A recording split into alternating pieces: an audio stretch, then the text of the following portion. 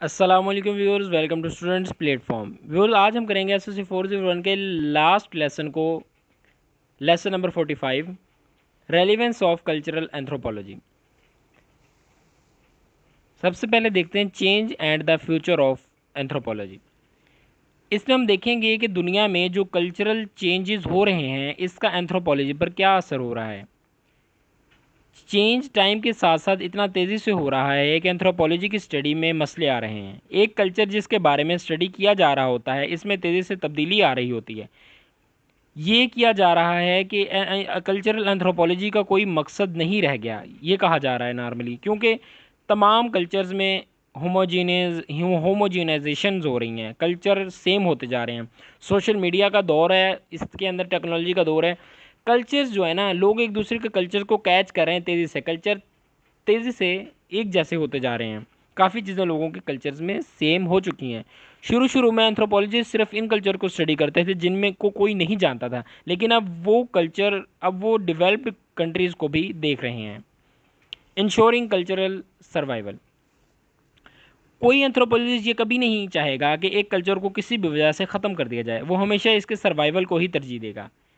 19th century में Australia के एक इलाके तस्मानिया के लोगों को ख़त्म कर दिया गया, क्योंकि यूरोपियंस का दबाव था। यूरोपियंस के दबाव पे आकर उस इलाके के लोगों को ही सफ़ाई हस्ती से मिटा दिया गया।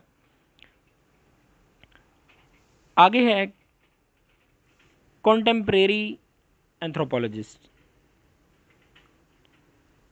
करंट एप्लीकेशंस ऑफ एंथ्रोपोलॉजी, इसके अंदर इसी चीज़ को डिस्कस किया गया है। कल्चरल एंथ्रोपोलॉजी एक आम इंसान के लिए बहुत अहमियत रखती है। एंथ्रोपोलॉजिस्ट लोगों की सकाफ़त का भी ख्याल रखते हैं और वो हायर लेवल पर इस चीज़ को सपोर्ट भी करते हैं। एंथ्रोपोलॉजिस्ट से ये भी पूछा जा रहा है कि अगर किसी इलाके को डेवलप करने की कोशिश करते हुए ऐसा हो कि इस इलाके को, इस कल्चर को ही ख़त्म कर दिया जाए, कि ऐसा मुमकिन हो सकता है, लेकिन उनसे ये पूछा जाता है कि कोई इस तरीके से डेवलपमेंट बताएं कि ये ना हो जाए कि उनकी डेवलपमेंट करते करते उनका बेसिक जो कल्चर है वो ही मारा जाए, वो ही ख़त्म हो जाए। व्यूअर, ये आपका MGT 111 का बिल्कुल शॉर्ट सा लेसन था, फाइनल चैप्टर था इसका 45। व्यूअर्स, मैं उम्मीद करता हूँ कि आपको समझ आ गई होगी। अल्हम्दुलिल्लाह ताला, अल्लाह के फजल करम से हमने MGT 111 के तमाम लेक्चर्स 1 से लेकर 45 तक कंप्लीट कर लिए हैं। मैं उम्मीद करता हूँ कि आपके फाइनल टर्म में ये बहुत ज़्यादा हेल्पफुल होगा और आपके अच्छे नंबर आएंगे।